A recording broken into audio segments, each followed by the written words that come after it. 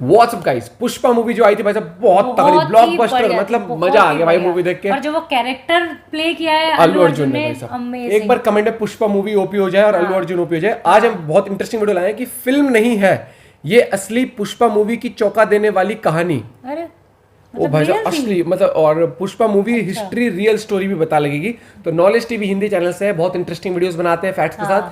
तो original video का link description में जाके ऐसी अमेजिंग वीडियो आप चेकआउट कर सकते हो। अब देखते हैं कि भाई साहब क्या है चौंका देने वाली कहानी पुष्पा मूवी की, रियल स्टोरी भी है। तो देखते हैं, बहुत इंटरेस्टिंग होने वाली वीडियो। तो करें शुरू भाई। वीडियो लाइक करना मत भूलना यार, कमेंट करके बताना कैसी लगी वीडियो। 1 2 3 गो। पुष्पा नाम सुन के फ्लावर समझे क्या? फ्लावर नहीं, फायर फायर है। पुष्पा मूवी में दिखाया जाने वाला लाल चंदन, उसकी तस्करी जंगलों के बीचों बीच तमिलनाडु और कर्नाटक के बॉर्डर को देखकर आपको ऐसा तो लगा होगा कि आपने ऐसा कुछ पहले भी कहीं देखा है। बिल्कुल आपने सही गेस किया। यह फिल्म पूरी तरह से एक ऐसे डाकू से इंस्पायर होकर बनाई गई है जिसने 40 सालों तक तमिलनाडु और कर्नाटक के जंगलों में राज किया। जी हाँ दोस्तों, वीरप्पन की जिंदगी से इंस्पायर होकर बनाई गई फिल्म पुष्पा आज सारे रिकॉर्ड तोड़ती जा रही है। अब तक इस फिल्म ने करीब 300 करोड़ रुपए कमा लिए हैं। लेकिन दोस्तों, जिस वीरप्पन के जीवन से इंस्पायर होकर इस फिल्म को बनाया गया है, क्या आप जानते हैं कि इस इंसान ने 40 सालों तक तमिलनाडु और कर्नाटक के जंगलों में राज किया था। इसे पकड़ना इतना आसान नहीं था। इसे पकड़ने के लिए बाकायदा सरकार ने 100 करोड़ रुपए खर्च किए थे। कहा जाता है कि इतना कुख्यात डाकू था कि इसने कन्नड़ के सबसे बड़े फिल्म स्टार राजकुमार को भी किडनैप कर लिया था। अच्छा, आखिर क्या थी इसकी कहानी, आइए जानते हैं। हिंदी। 18 अक्टूबर 2006 देश के सभी मीडिया चैनल से एक ही खबर दिखाई जा रही थी कि दक्षिण भारत का कुख्यात डाकू वीरप्पन एनकाउंटर में मारा गया। एक ऐसा डाकू इसे पकड़ना लगभग नामुमकिन था। इसे पकड़ने के लिए बड़े बड़े सर्च ऑपरेशन किए गए। सरकार ने इसे पकड़ने के लिए 100 करोड़ रुपए तक खर्च कर डाले, लेकिन इसके बाद भी वीरप्पन को नहीं पकड़ा जा सका। पकड़ा गया।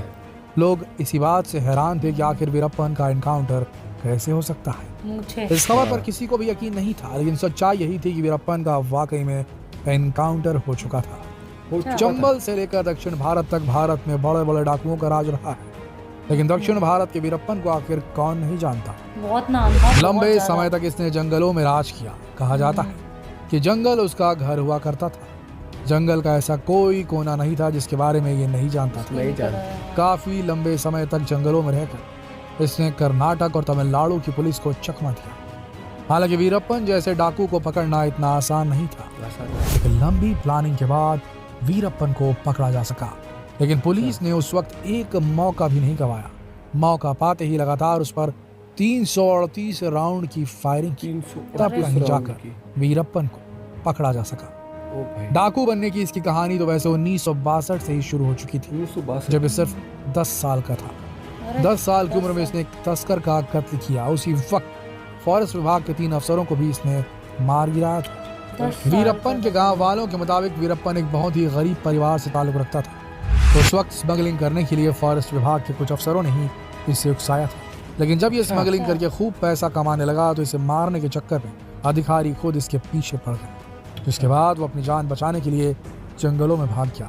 जिसके बाद फिर एक नई कहानी शुरू हुई। फिर जंगलों में रहते रहते सिर्फ 17 साल की उम्र में इसने पहले हाथी को मारा, जिसके बाद से ये जंगलों में ही पला बढ़ा। जंगलों में रहकर इसने करीब 2000 हाथियों को मारा। कहा जाता है कि हाथियों के सिर के ठीक बीचों बीच गोली मारा करता था। हाथियों को मारकर ये उनके दांतों की स्मगलिंग किया करता था। इसके अलावा तमिलनाडु और कर्नाटक के जंगलों में पाए जाने वाले सबसे कीमती लाल चंदन के पेड़ों को काटकर उसकी लकड़ियों की स्मगलिंग करता था। जब कभी भी कर्नाटक की पुलिस इसे पकड़ने के लिए जाती थी तो यह भागकर तमिलनाडु बॉर्डर को क्रॉस कर लेता था। इसके बाद पुलिस वाले बॉर्डर के नियमों को मानते हुए बॉर्डर क्रॉस नहीं कर पाते थे। बिल्कुल इसी तरह यह तमिलनाडु पुलिस के साथ भी करता था। लंबे समय तक जंगलों में रहकर इसने यही काम किया। लेकिन इसी बीच अगर कोई इसके खिलाफ जाता या कोई इसे पकड़ने की कोशिश करता तो ये उसे सीधा मौत के घाट उतार दिया करता था। अब तक इसने करीब 184 लोगों को मौत के घाट उतार दिया था। पैसों के लिए बड़े बड़े व्यापारियों का अपहरण करता, फिर उनके परिवार वालों से फिरौती मांगता था।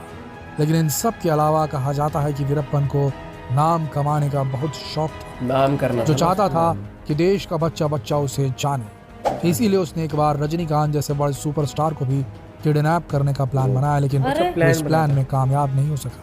रजनीकांत लेकिन फिर को 1997 में इसी जंगल में एक इंसान की आंख कान पर पट्टी बांधकर उसे घसीटते हुए इन जंगलों में लाया गया।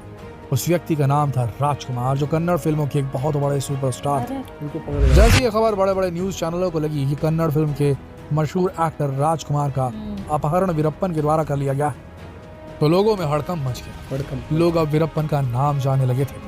वीरप्पन की दहशत बहुत फैलती नाम हो जा गया ना रही उससे, फिर थी। इसका राजकुमार को छोड़ने की एवज में उसने 50 करोड़ रुपए की डिमांड रखी। 50 उसे करोड़ पकड़ने के लिए करोड़। स्पेशल टास्क फोर्स उस बनाई। टाइम पर। लंबे समय तक सर्च ऑपरेशन चलता रहा, लेकिन वीरप्पन किसी के हाथ नहीं आया, क्योंकि जिस जंगल में वीरप्पन रहता था उस जंगल को उससे बेहतर और कोई नहीं मतलब जानता वो था। चप्पा चप्पा। लेकिन वीरप्पन यहाँ पर ट्रेन नहीं हो गया रुका। ना घूमने। घर हो सन गया ना 2002 उसका में उसने कर्नाटक के लिए एक मिनिस्टर नागप्पा को किडनैप कर लिया। 2002 में। मांग पूरी न होने पर वीरप्पन ने उन्हें मार दिया। तो। अरे इस समय वीरप्पन की दहशत इतनी ज्यादा बढ़ चुकी थी कि उसे पकड़ने के लिए सरकार अपने आप को लाचार महसूस कर रही थी। मतलब आखिरकार इतना खौफ सरकार हो ने गया वीरप्पन को पकड़ने के लिए 5 करोड़ रुपए का इनाम रखा, था। 5 लेकिन इसका भी करोड़ कोई रुपए का फायदा इनाम। नहीं हुआ। इसके बाद 2001 में विजय कुमार को एसटीएफ का चीफ बना दिया गया। विजय कुमार को एसटीएफ का चीफ बनाने के स्पेशल पीछे टास्क। तमिलनाडु की पूर्व मुख्यमंत्री जयललिता का हाथ था। जैसे ही विजय कुमार ने एसटीएफ की कमान संभाली, उन्होंने वीरप्पन की सारी जानकारियां इकट्ठा करना शुरू कर दिया। लेकिन विजय कुमार भी जान चुके थे कि वीरप्पन को पकड़ना इतना आसान नहीं। उसे पकड़ने के लिए एक बेहतरीन प्लानिंग की जरूरत है। हाँ, तो इसके लिए विजय चालू कुमार है ने एक वो। तरकीब लगाई। उन्होंने वीरप्पन की गैंग में अपने आदमियों को घुसाने की कोशिश की और वो कामयाब भी हो गए। अच्छा। उनके बहुत सारे आदमी वीरप्पन की गैंग में शामिल हो चुके थे। सबसे हैरत की बात यह है कि पत्तों के चरमराने से जानवरों की आवाज को पहचान लेने वाला वीरप्पन ये नहीं पकड़ पाया कि उसके गैंग में विजय के आदमी घुस चुके थे। वक्त बदलता जा रहा था, वीरप्पन के गैंग में लोग धीरे धीरे कम होने लगे थे। लेकिन इसी बीच विजय कुमार को यह पता चला कि वीरप्पन अपनी बात को पहुंचाने के लिए वीडियो और कैमरे की मदद लेता था। वो अपना वीडियो शूट करवाता था, जिसके बाद जिस तक जो मैसेज पहुंचाना होता था वो इस वीडियो के माध्यम से पहुंचाता था। इसी बीच विजय कुमार के हाथ में वीरप्पन का एक वीडियो लगा। जब उन्होंने इस वीडियो को गौर से देखा तो उन्हें समझ में आ गया कि वीरप्पन की एक आंख में दिक्कत है और हो सकता है कि वो अपनी आंख का इलाज कराने के लिए जल्द ही कुछ न कुछ करेगा। बात बिल्कुल सही निकली। वीरप्पन अपनी एक आंख से बहुत ज्यादा परेशान था। उसका इलाज कराने के लिए वीरप्पन तरकीब लगा रहा था। विजय कुमार के जो लोग वीरप्पन की गैंग में शामिल हो गए थे, उन्होंने वीरप्पन को उकसाया कि अगर वो समय रहते अपना इलाज नहीं कराएगा अच्छा, तो उनसे उसकी उकसा आंख दिया। खराब हो सकती है। आखिरकार वो दिन आ गया जिस दिन एसटीएफ का बहुत बड़ा सपना पूरा होने वाला था। वीरप्पन को पकड़ने की सारी प्लानिंग हो चुकी थी।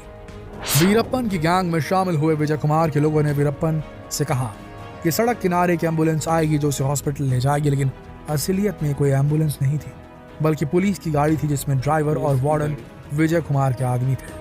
जब वीरप्पन जंगल से बाहर निकला तो पापीरा पट्टी गांव में उसे वही एम्बुलेंस मिली। वीरप्पन और उसके कुछ साथी उस एम्बुलेंस में बैठ गए। एम्बुलेंस चल पड़ी। थोड़ी दूर जाकर ड्राइवर ने गाड़ी को रोक दिया। इसी बीच ड्राइवर और वार्डन दोनों गाड़ी से निकलकर भाग गए। जहां पर गाड़ी रुकी हुई थी वहां पर ढेर सारे पुलिस वाले छिपे हुए थे। वहीं पर ऑलरेडी गाड़ी जैसे ही रुकी, पुलिस वालों ने फायरिंग शुरू कर दी। करीब 338 राउंड की फायरिंग की गई, लेकिन इन 338 राउंड की फायरिंग में वीरप्पन को सिर्फ 2 ही गोलियां लगी। इस घटना के बाद हर कोई हैरान था कि वीरप्पन का एनकाउंटर नहीं हो सकता। कई लोगों ने कहा कि पुलिस ने उसे जिंदा पकड़ने की कोशिश भी नहीं की, लेकिन इंक्वायरी में पता चला कि पुलिस वालों ने वीरप्पन को चेतावनी दी थी। लेकिन इसी बीच उसने गोलियां चलाना शुरू कर दिया, जिसका जवाब देते हुए पुलिस वालों को फायरिंग करनी पड़ी। अच्छा। इस ऑपरेशन के खत्म होने के बाद विजय कुमार ने वीरप्पन के ऊपर एक किताब भी लिखी जिसका नाम था वीरप्पन चेजिंग द ब्रिगेड। इस किताब में उन्होंने बताया कि उन्होंने किस तरह से वीरप्पन को पकड़ा। दोस्तों, ये था दक्षिण भारत का कुख्यात डाकू वीरप्पन, और आज उसी की कहानी से प्रेरित होकर पुष्पा मूवी को बनाया गया है, जो आज के समय एक बहुत बड़ी ब्लॉकबस्टर फिल्म साबित हो रही है। ये मूवी तो अगर आपने इस फिल्म को अभी तक नहीं देखा जरूर तो जरूर देखिएगा। मिलते हैं अगले वीडियो में। अगर आपको वीडियो पसंद आया तो इसे लाइक और शेयर कीजिएगा, और चैनल से जुड़े रहने के लिए सब्सक्राइब बटन दबाना ना भूलिएगा। तो फिर मिलते हैं एक और दिलचस्प और रोचक स्टोरी के साथ। तब तक के लिए आप सबका इस वीडियो के अंत तक बने रहने के लिए दिल से धन्यवाद। ये वीडियो जरूर शेयर करना यार। ये भाई साहब बहुत इंटरेस्टिंग तरीके से हाँ, बनाई। मैंने नाम तो सुना है वीरप्पन डाकू, नाम सुना हुआ है मैंने, पर मुझे ये नहीं पता था इंस्पायर हुआ कि कुछ हाँ, चीजें उससे, और उससे वो हैं, हाँ। मतलब भाई तुम लेकिन देख अब रहे हो, मुझे ना अगर जैसे बॉर्डर ये क्रॉस वाली करके है, कैसे छुप जाता था वो। हाँ, अगर जैसे ये स्टोरी है तो जो उसमें जहाँ पे वो मूवी एंड हुई है उसमें था ना एक हरियाणवी पुलिस ऑफिसर था, वो वही तो नहीं है विजय कुमार शायद, हाँ वो एक आते हैं। बोला था ना, क्योंकि स्टोरी पूरी उसने बोलता है यहाँ से पूरी कहानी बदल गई बदल थी। जाएगी वहां से पूरी। हो सकता है, मतलब कंफर्म नहीं है, क्योंकि ऐसा नहीं है कि सारी ही उससे इंस्पायर्ड है, लेकिन सारी A to Z वो नहीं है। और भाई जिस तरीके से पूरी प्लानिंग करी जयललिता जी ने, जो प्लानिंग करके इनको टास्क पे STF में लेके आए, फिर इन्होंने अपने बंदे प्लान करके प्लांट करे उनकी टीम में, और फिर कहा उन्हीं से उकसाया कि भाई तेरे को इलाज कराना चाहिए, ऐसे ऐसे करके फिर उसको फिर पकड़ के वहां पर भाई साहब यार इतने बड़े फिल्म स्टार को किडनैप कर फिर दिया। रजनीकांत को प्लानिंग करी थी किडनैप करने की, भाई साहब कतई जहरी आदमी 50 करोड़ ना उस टाइम पे, 50 करोड़ 50 लाख 50 करोड़ भाई नेक्स्ट लेवल। उस टाइम पे। मतलब कितनी प्लानिंग करता था ये, और खौफ लेकिन वीडियो अच्छा ये नहीं बताया वो जो 2 गोलियां थी उसके बाद वो मरा नहीं, वो क्या तो पहले उसको चेतावनी दी, फिर उसने गोली चलाई, फिर इन्होंने फिर जवाब में फिर उसका एनकाउंटर किया था। ये वाली बात थी। और पुष्पा मूवी किस किसने देख ली कमेंट जरूर कर देना। पुष्पा झुकेगा नहीं, इसकी और मैंने फनी शॉर्ट भी बनाई है हमने हम दोनों ने मिलकर, तो हमारे ब्लॉगिंग चैनल दीपक अलात पे जाके आप देख सकते हो, वहाँ व्लॉग्स रिएक्शन प्रैंक वहाँ पर भी भरपूर आते हैं, और इस चैनल पे हम लाइव स्ट्रीम भी करते हैं रात को 9:30 बजे, तो अगर आप चाहें तो जरूर ज्वाइन कर सकते हैं लाइव स्ट्रीम। बाकी यार सच में जो एक इंटेंसिटी के साथ और जो जुनून के साथ वीडियोस बनाते हैं ना नॉलेज टीवी हिंदी, भाई तो बहुत गजब होते हैं इनकी वीडियोस, तो जरूर चेकआउट करें इनके चैनल, बहुत अमेजिंग वीडियोस होते हैं, और आप सजेस्ट भी कर सकते हो और वीडियोस। मेरे को पता नहीं था कि ऐसा कुछ लिंक है आपस में मूवी का। पुष्पा मैं झुकेगा नहीं, मजा आ गया वीडियो देख के यार सच में। और ये चीज है, बुराई का अंत बुराई होता है, तो अच्छे काम करो, पढ़ाई लिखा करो, IAS बनो, और लेकिन नहीं डाकू बनना तो वीडियो बनानी है। बचपन में नहीं, हम तो भैया अब इस लाइन में आ गए हम। बाकी वही है, बताना आपको वीडियो कैसी लगी, मिलते हैं वीडियो के साथ, बाय, टेक केयर।